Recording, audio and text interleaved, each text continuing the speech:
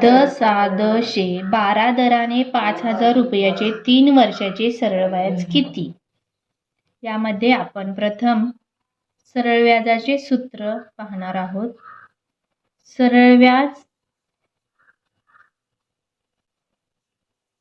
बरोबर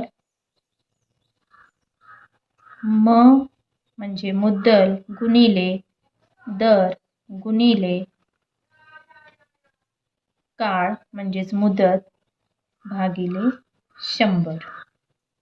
हे आहे सरळ व्याजाचे सूत्र. सरळ व्याज बरोबर मुद्दल 5,000 गुणिले दर 12 गुणिले मुदत म्हणजे काळ 3 वर्षे भागिले 100.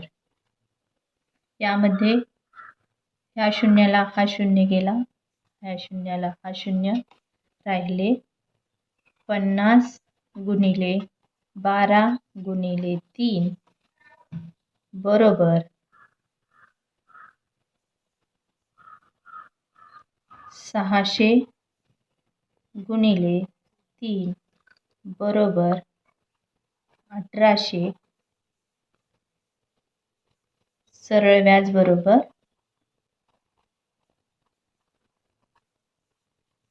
1800.